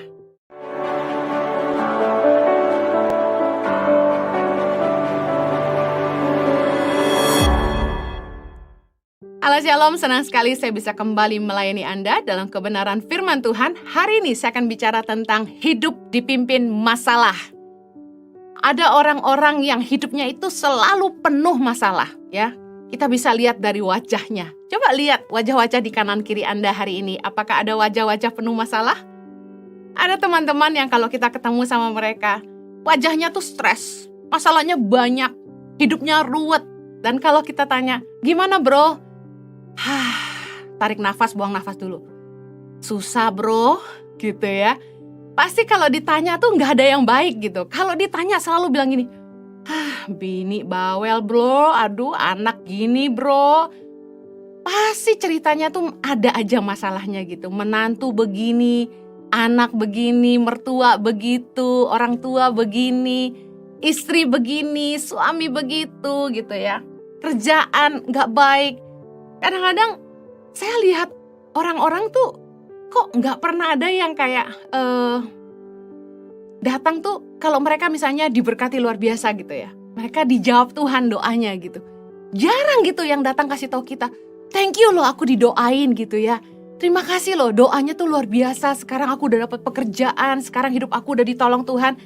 Tapi waktu susah tuh banyak yang datangin kita gitu. Saya seneng sih gitu kalau bisa nolong orang-orang yang punya banyak masalah. Tapi tolong kalau Anda datang kepada kami sebagai hamba Tuhan menceritakan masalah Anda, tolong ceritakan juga kesaksiannya gitu. Bagaimana Tuhan menolong Anda. Jangan kita doain tapi gak pernah get back ke kita ketika banyak masalah datangin pendeta. Tapi begitu doanya dijawab, gak cerita gitu. Sementara kita masih khawatir, kita masih doakan gitu kan. Puji Tuhan, saya bukannya nggak ikut sedih mendengarkan orang-orang yang hidupnya punya masalah. Tapi saya percaya gini, Tuhan tuh setia. Pencobaan-pencobaan yang kamu alami tidak akan melebihi kekuatanmu, kata firman Tuhan. 1 Korintus 10 ayat ke-13 bilang gitu. Saya percaya bahwa kalau kita diizinkan punya masalah, firman Tuhan berkata dia itu setia. Dia pasti akan menyediakan jalan keluar. Dan kita satu hal yang ditulis oleh firman Tuhan, kita pasti sanggup untuk menghadapinya, menanggungnya. Nah, waktu kita menghadapi masalah, masa ada orang yang hidupnya tuh masalahnya gak selesai-selesai gitu. Selalu di dalam masalah. Gak mungkin deh kayaknya. Kecuali memang dasar dia bandel aja. Makanya udah ditolong Tuhan, dia masalah lagi. Ditolong Tuhan, masalah lagi. Ya karena gak berubah. Ada orang-orang yang sukanya tuh memang cari masalah. Malah hobinya bikin masalah. Orang-orang yang suka bikin masalah dan cari masalah nih ada tipe-tipe orang yang bilang gini. Kalau nggak ada problem tuh bro, hidup tuh flat, bosen gitu. Nah jadi emang sukanya cari masalah. Dulu kami pernah adopsi anak dari pedalaman Sumba. Dan sebenarnya dia anak pendeta gitu. Lucu banget, anaknya masih umur 9 tahun, dia ke sekolah dan dia bilang sama saya gini, Mama, bosan nih. Udah lama gak mukul teman katanya gitu. Saya kaget. Ternyata di kampung tuh dia suka mukul orang gitu. Nah ini kebiasaan buruk ya di lingkungan ya terbawa. Ada orang-orang yang memang hobinya cari masalah gitu. Orang tenang-tenang dia bikin masalah gitu ya. Orang yang hidupnya dipimpin oleh masalah biasanya tuh baru mau berusaha kalau udah kena masalah. Orang yang hidupnya dipimpin masalah itu baru mau berubah kalau kena masalah. Istilahnya kena batunya baru mau berubah. Contoh, orang tua meninggal baru mau cari kerja. Tapi selama orang tua masih hidup, meskipun lihat orang tuanya udah tua renta, sakit-sakitan, tapi dianya ngendon aja di rumah. Makan tidur main game, happy-happy. Gak pernah mikir orang tua tambah tua, saya harus kerja gitu. Tapi ketika orang tuanya meninggal, gak ada yang ngasih uang ke dia, gak ada yang support dia lagi, baru dia mulai mau cari kerja. Umur udah tua, Anda harus tahu bahwa orang tuh membuka lamaran pekerjaan ada batas usia gitu. Jangan sampai udah lewat batas usia kerja, kita baru cari kerja. Orang-orang yang hidupnya dipimpin masalah tuh gini, ada masalah baru berubah, ada masalah baru mau berusaha. Hutang udah numpuk di mana-mana, baru mau belajar hemat, baru mau kerja sungguh-sungguh nabung gitu. Udah telat, hutang udah banyak gitu. Gak terlambat sih, bisa pelan-pelan nyicil, tapi bunga kan jalan terus.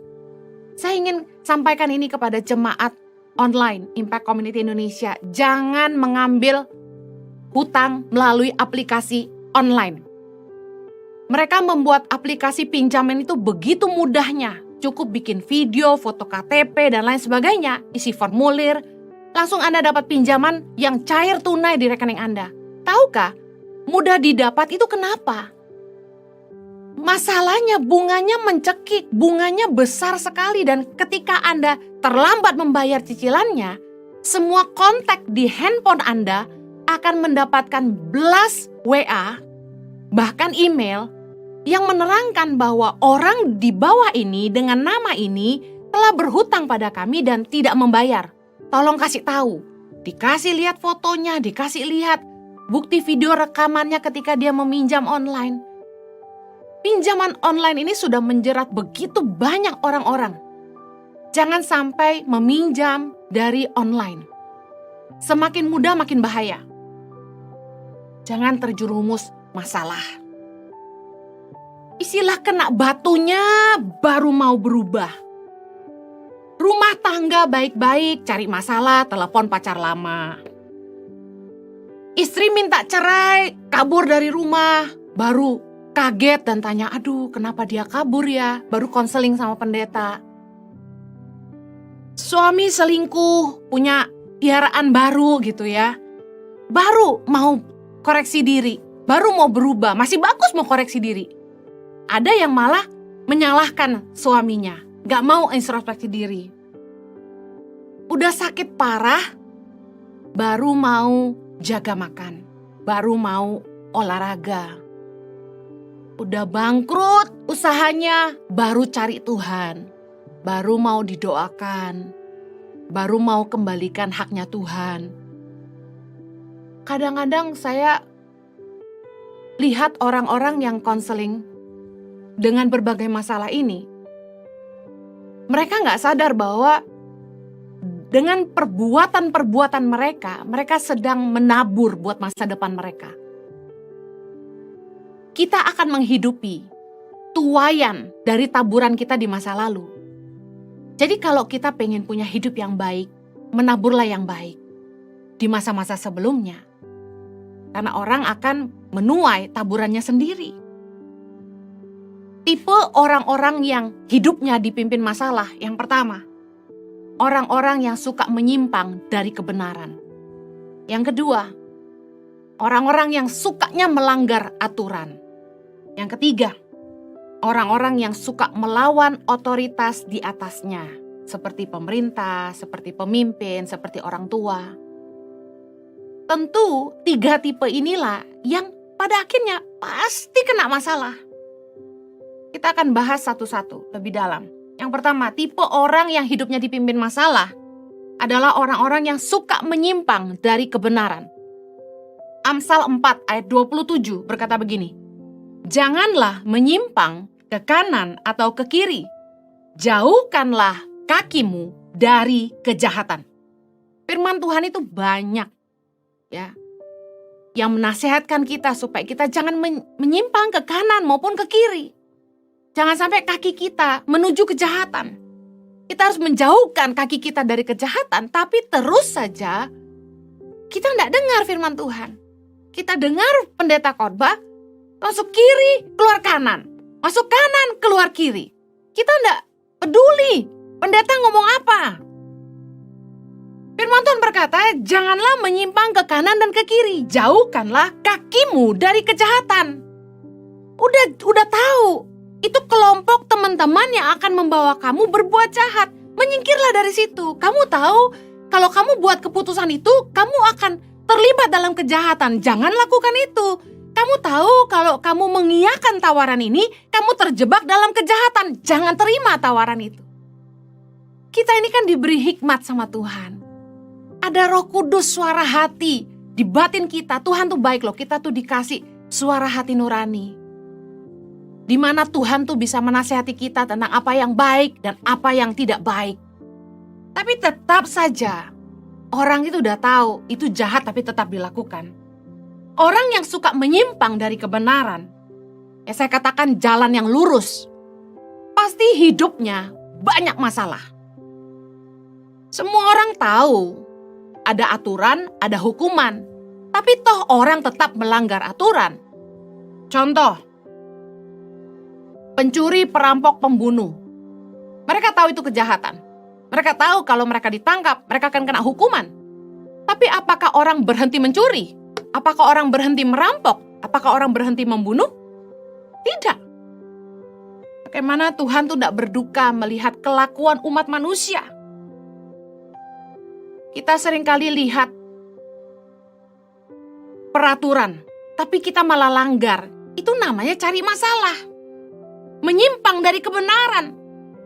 Amsal 21 ayat 8 berkata gini, "Berliku-liku jalan si penipu, tetapi orang yang jujur lurus perbuatannya."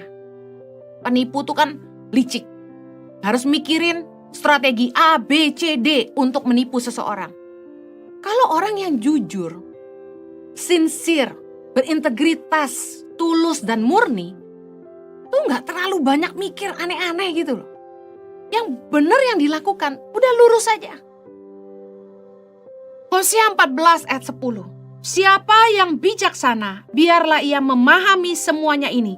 Siapa yang paham, biarlah ia mengetahuinya. Sebab jalan-jalan Tuhan adalah lurus, dan orang benar menempuhnya. Tetapi pemberontak tergelincir di situ." Kita tahu bahwa jalan Tuhan tuh lurus. Tuhan tuh mau kita jalan yang baik. Udahlah hidup baik-baik. Tapi beberapa orang merasa gini, bosan lah jadi orang baik. Nipu-nipu dikit lah. Pengen kaya mah gak bisa. Gak harus jujur gitu. Amsal 22 ayat 8 bilang gini, "Orang yang menabur kecurangan akan menuai bencana." Janganlah curang-curang sama orang. Kita akan menuai taburan kita. Ayub 4 ayat 8. "Yang telah kulihat ialah bahwa orang yang membajak kejahatan dan menabur kesusahan, ia menuainya juga." Kita yang menggali lubang, kita yang akan masuk ke dalamnya. Hati-hati. Jangan membajak kejahatan, jangan menabur kesusahan, jangan bikin susah orang. Suatu hari nanti kita yang dibikin susah sama orang lain. Dan jangan cari masalah, udah jangan menyimpang dari kebenaran. Yang sudah dibebaskan dari dosa. Ingat Yesus sudah mati buat dosa-dosa kita. Jangan kembali lagi ke dalamnya. Cari masalah kalau menyimpang dari kebenaran. 2 Petrus 2 ayat 20. Sebab jika mereka oleh pengenalan mereka akan Tuhan dan Juru Selamat kita, Yesus Kristus, telah melepaskan diri dari kecemaran-kecemaran dunia, tetapi terlibat lagi di dalamnya, maka akhirnya keadaan mereka lebih buruk daripada yang semula. Karena itu, bagi mereka adalah lebih baik jika mereka tidak pernah mengenal jalan kebenaran daripada mengenalnya, tetapi kemudian berbalik dari perintah kudus yang disampaikan kepada mereka. Bagi mereka cocok apa yang dikatakan peribahasa yang benar ini. Anjing kembali lagi ke muntahnya dan babi yang mandi kembali lagi ke kubangannya. Jangan menyimpang dari kebenaran. Kalau kita sudah diselamatkan sama Tuhan, kita sudah dijamah sama Roh Kudus, kita sudah lahir baru, jangan lagi masuk ke dalam lumpur dosa. Kita diumpamakan seperti anjing yang kembali ke muntah dan babi yang kembali ke kubangannya. Kita mengotorkan diri kita sendiri. Apa akibatnya? Galatia 6 ayat 8. Sebab barang siapa menabur dalam dagingnya, ia akan menuai kebinasaan dari dagingnya. Tetapi barang siapa menabur dalam roh, ia akan menuai hidup yang kekal dari roh itu. Makanya udahlah, hidup tuh jangan neko-neko. Ambil jalan yang lurus. Hiduplah dalam kebenaran, supaya masalah nggak datang. Orang-orang yang hidupnya dipimpin masalah itu adalah orang-orang yang sukanya menyimpang dari kebenaran. Yang kedua, tipe orang-orang yang hidupnya dipimpin masalah adalah orang-orang yang suka melanggar aturan. Roma 13 ayat 1. Tiap-tiap orang harus takluk kepada pemerintah yang di atasnya. Sebab tidak ada pemerintah yang tidak berasal dari Allah. Dan pemerintah-pemerintah yang ada ditetapkan oleh Allah. Sebab itu, barang siapa melawan pemerintah, ia melawan ketetapan Allah, dan siapa yang melakukannya akan mendatangkan hukuman atas dirinya. Cari masalah toh? Ayat ketiga, sebab jika seorang berbuat baik, ia tidak usah takut kepada pemerintah, hanya jika ia berbuat jahat. Maukah kamu hidup tanpa takut terhadap pemerintah? Perbuatlah apa yang baik, dan kamu akan beroleh pujian daripadanya. Ayat 4. Karena pemerintah adalah hamba Allah untuk kebaikanmu. Tetapi jika engkau berbuat jahat, takutlah akan dia, karena tidak percuma pemerintah menyandang pedang. Pemerintah adalah hamba Allah untuk membalaskan murka Allah atas mereka yang berbuat jahat. Ayat 5. Sebab itu perlu kita menaklukkan diri bukan saja oleh karena kemurkaan Allah, tetapi juga oleh karena suara hati kita. Tahukah Anda, peraturan itu dibuat untuk keselamatan kita dan untuk kenyamanan bersama. Bayangkan dunia ini kalau tanpa aturan. Ada aturan saja, orang masih sembarangan. Bagaimana kalau nggak ada aturan? Pemerintah menetapkan peraturan lalu lintas itu untuk menjaga keselamatan kita. Tetapi tetap saja orang melanggarnya. Contoh, peraturan untuk memakai helm. Sebenarnya helm itu kenapa sih diwajibkan? Karena helm itu didesain khusus supaya melindungi kepala kita. Organ kepala kita ini kalau sampai jatuh, kelempar dari motor, itu bahaya sekali. Bisa pendarahan hebat dan maaf, bisa mati di tempat. Saya dulu waktu SD, kehilangan teman sekelas yang meninggal karena kendaraan bermotor. Dia dibonceng dan ketika tabrakan yang membonceng patah tulang, dianya terlempar dari motor, langsung mati di tempat. Kami saat itu kelas 5 SD, saya masih ingat sekali. Pemerintah itu mencanangkan peraturan lalu lintas bahwa semua pengendara motor wajib pakai helm. Itu untuk apa? Untuk keselamatan kita. Kalau Anda negatif, Anda bilang gini, ya karena polisi mau cari duit. Enggak. Peraturan dibuat untuk keselamatan kita. Peraturan dibuat untuk kenyamanan bersama. Bayangkan kalau nggak ada aturan, motor mau masuk dari jalur yang berlawanan arah, apa nggak merepotkan? Tapi sampai sekarang masih aja orang buat kan. Kemarin kami mengendarai mobil, tiba-tiba ada orang naik motor boncengan sama istrinya bawa baby. Dua-dua nggak pakai helm. Saya bingung gitu. Helm itu didesain melindungi batok kepala kita yang fragile ini. Tapi nggak mau pakai, padahal untuk keselamatannya sendiri. Udah tahu kalau melanggar lalu lintas itu pasti didenda, tapi orang tetap nggak mau pakai helm. Padahal itu untuk keselamatan dirinya sendiri, bayangin aja. Peraturan tentang batasan kecepatan kendaraan. Sekarang banyak di tol-tol ya, cuma 80 kilo per jam. Nah itu bagus gitu. Bayangkan, kenapa peraturan itu dibuat?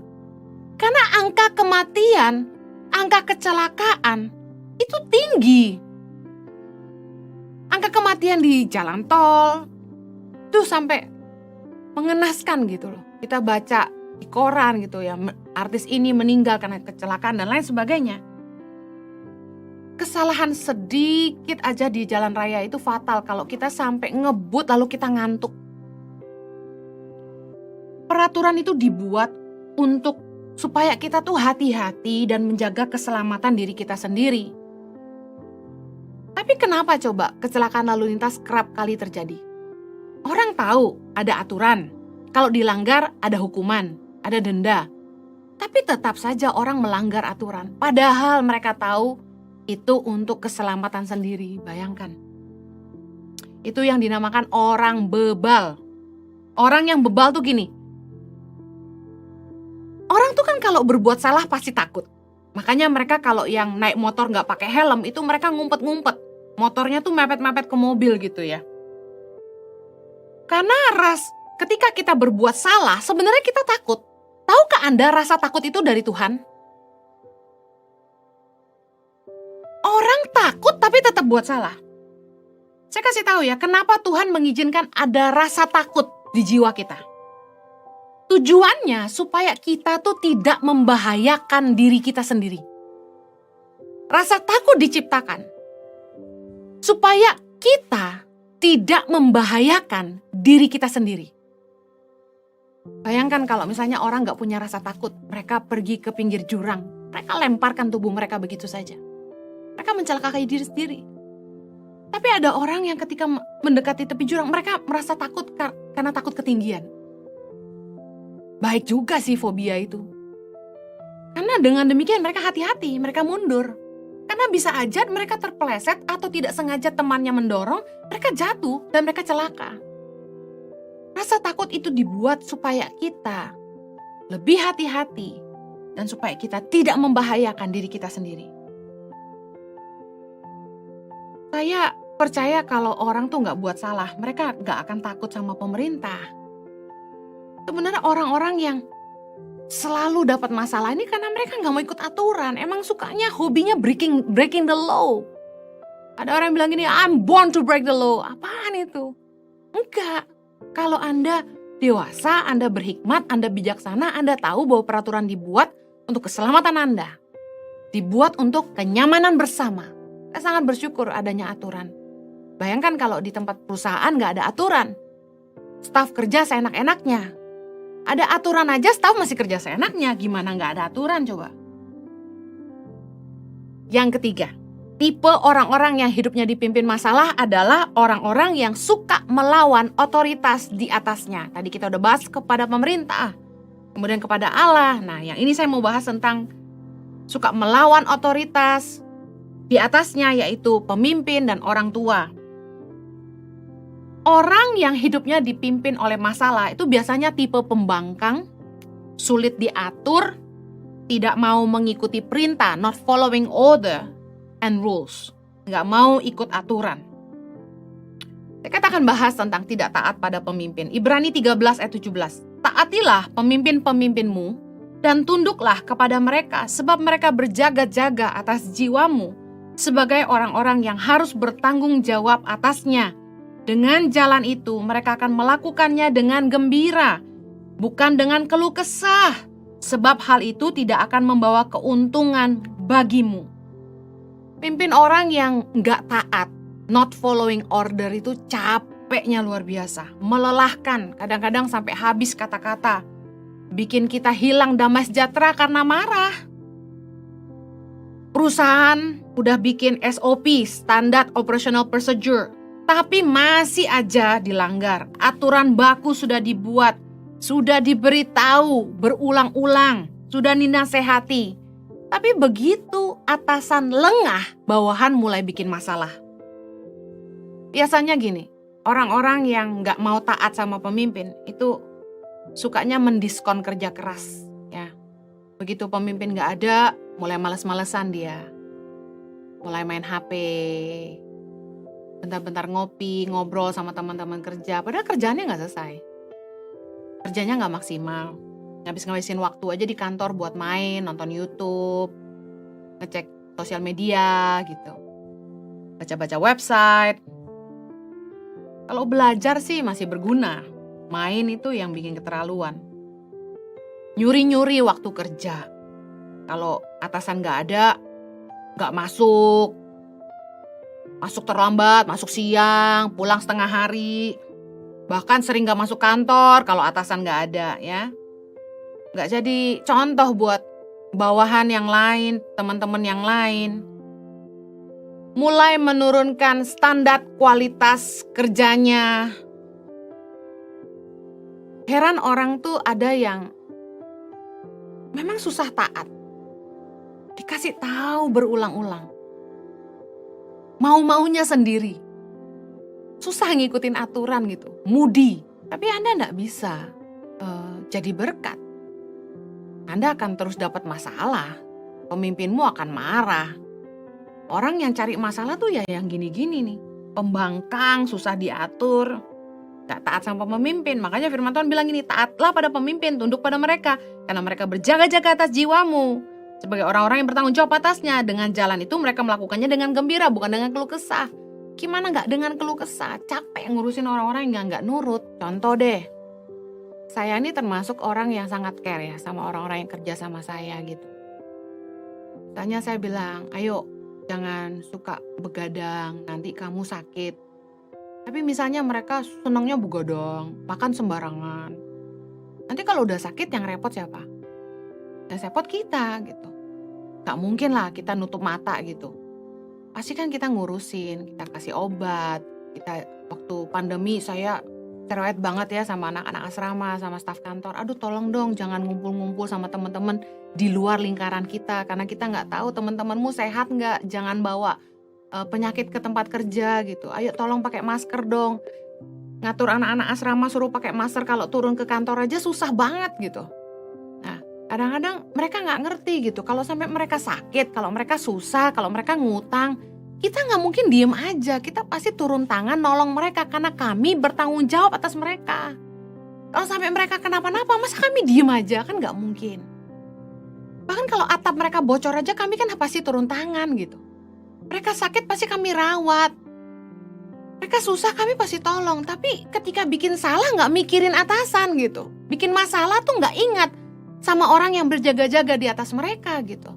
Akhirnya selalu bikin susah. Ada lagi tidak taat pada orang tua nih anak-anak muda dengar. Efesus 6 ayat 1. Hai anak-anak, taatilah orang tuamu di dalam Tuhan, karena haruslah demikian. Anak-anak dengar, taatlah pada orang tuamu, karena harus begitu di dalam Tuhan. Jangan bilang saya udah besar. Kalau kamu punya pendapat sendiri, sampaikan dengan baik. Tapi gak ada ruginya taat sama orang tua. Amsal 19 ayat 20 bilang gini, dengarkanlah nasihat dan terimalah didikan, supaya engkau menjadi bijak di masa depan. Kita tuh akan jadi orang yang bijak kalau kita tuh dengar didikan orang tua kita. Saya tuh belajar tentang jangan aji mumpung, saya belajar tentang bagaimana kita harus tahu berterima kasih sama orang, itu dari mama saya. Bagaimana kita menaruh belas kasihan orang miskin, itu dari mama saya dan papa saya. Bagaimana kita gak memandang muka, kita memperlakukan semua orang sama, itu saya belajar dari papa saya. Jadi didikan orang tua itu yang membuat kita bijak di masa depan. Amsal 30 ayat 17 berkata gini, mata yang mengolok-ngolok ayah dan enggan mendengarkan ibu akan dipatuk gagak lembah dan dimakan anak raja wali. Ngeri ya ayatnya. Kita akan rugi sendiri kalau nggak dengerin nasihat orang tua kita. Karena orang yang bijak itu mendengarkan didikan supaya mereka terluput dari masalah. Ngapain bilang gini? Nanti biar saya belajar sendiri. Gitu. Kalau saya bisa kasih tahu Anda, jangan jalan lewat situ macet. Kenapa Anda mau sombong dan bilang gini? Ah, sok tahu kamu. Udah, saya coba lewatin jalan itu. Akhirnya Anda kena macet. Padahal yang harusnya Anda bisa cari jalan lain karena saya sudah kasih tahu. Anda tidak perlu buat kesalahan kalau ada orang lain yang bisa kasih tahu Anda bagaimana supaya Anda tidak buat kesalahan yang sama. Bahkan kalau orang tuamu bikin salah, belajarlah dari kesalahan mereka. Kalau orang tuh bijaksana. Kalau Anda cerdas, Anda akan belajar dari kesalahan orang lain tanpa Anda harus mengalaminya sendiri. Keseringan kita menilai hidup orang lain tapi kita nggak mau belajar. Dengarkan nasihat orang tuamu. Dengarkan nasihat orang-orang yang mengasihi kamu dan peduli sama hidupmu. Jangan sampai terjebak dalam pergaulan yang salah. Kemudian Anda kena masalah. Ada anak yang sampai masuk penjara, baru cari orang tuanya. Tapi sebelum dia masuk penjara, dia ngabisin harta orang tuanya. Beli drug, mabuk-mabukan, main perempuan, pesta-pesta, kumpul-kumpul sama teman. Gak peduli sama orang tuanya, mau sehat, mau sakit. Gak pernah bantu orang tua. Tapi ketika dia ditangkap sama polisi, masuk penjara, baru telepon mamanya. Jangan sampai hidupmu rusak, baru kamu cari keluarga. Jangan sampai kamu udah gak berdaya, baru kamu mau berubah. Yang namanya teman itu cuma dekat sama kita kalau mereka itu butuh kita dan hidup kita itu jadi berkat buat mereka. Tapi yang namanya keluarga, apalagi orang tua, akan selalu ada untuk kita dalam keadaan suka maupun duka. Dalam keadaan sakit maupun sehat. Kalau kamu susah, apalagi sampai ditangkap polisi, overdosis, teman-temanmu pasti lari karena orang punya kecenderungan menyelamatkan diri. Siapa yang akan mengeluarkan uang mereka untuk menyelamatkan kamu? Siapa yang mau menebus kamu? Siapa yang mau mengeluarkan uang mereka demi masa depan kamu? Keluarga lah justru yang akan selalu ada untuk kamu. Orang tua yang akan ada selalu untuk kamu. Percayalah bahwa orang tua dan keluarga kita adalah pemberian Tuhan dalam hidup kita. Tuhan itu ngasih kita orang tua dan keluarga, kakak, adik, sebagai suara yang bisa berbicara buat hidup kita. Karena mereka lah orang-orang yang paling peduli sama kita. Saya punya adik yang tidak sekandung. Tapi saya peduli sama dia. Saya kesal ketika saya nasihati dia gak mau dengar gitu. Dalam hati saya udah bilang gini, udah gue gak bakal nasehatin lagi, gue gak peduli sama dia. Tapi yang namanya kakak itu tetap kakak. Kita mengasihi adik kita. Kalau sampai dia susah, gak mungkin kita diam aja. Nah, jangan sampai Anda yang masih remaja, baru berangkat dewasa, Anda lebih sayang temanmu, Anda lebih dengerin temanmu daripada orang tuamu dan kakakmu yang lebih peduli sama kamu. Kita pengen disayang, kita pengen dipedulikan. Dengar baik. Orang boleh baik sama kita, tapi orang tua kita pasti lebih sayang kita. Mungkin ada di antara kalian yang bilang ini, enggak tuh Kak Heni, enggak tuh Bu Heni, enggak tuh Ci Heni. Orang tua saya meninggalkan saya. Dengar baik. Tuhan lebih cinta kamu. Jangan biarkan dunia merusak kamu. Meskipun ayahmu dan ibumu meninggalkan kamu, Tuhan tuh gak pernah meninggalkan kamu. Dengar baik, jangan sia-siain masa mudamu. Jangan tidak taat pada pemimpin, jangan tidak taat pada orang tua. Karena kita tahu ujungnya kita akan kena masalah. Gak ada salahnya untuk mendengarkan didikan untuk kebaikan. Amen. Saya berdoa agar firman Tuhan ini jadi berkat. Jangan sampai hidup kita dipimpin masalah. Kena masalah baru berubah, kena masalah baru mau berusaha, kena masalah baru cari Allah. Saya berdoa agar kita sungguh-sungguh mengandalkan Tuhan, melakukan apa yang benar, ambil jalan yang lurus, jangan menyimpang dari kebenaran, jangan sampai kita melanggar aturan, dan juga jangan sampai kita melawan otoritas di atas kita. Supaya kita terhindar dari masalah. Tuhan berkati, mari kita berdoa. Bapa di sorga, terima kasih buat kasih setiamu. Berdoa agar setiap firman yang telah ditaburkan boleh tertanam, bertumbuh subur dalam hati kami boleh mengerti dan menghidupinya. Berkati Tuhan setiap perkataan hamba-Mu yang telah dilepaskan, biarlah bisa diterima dengan hati nurani yang baik dan bisa menjadi kebenaran yang memimpin dan mengubahkan hidup setiap umat-Mu, supaya mereka semakin hidup dalam pengenalan dan takut akan Allah. Demi nama Yesus kami berdoa. Amen. Keep winning. God bless you.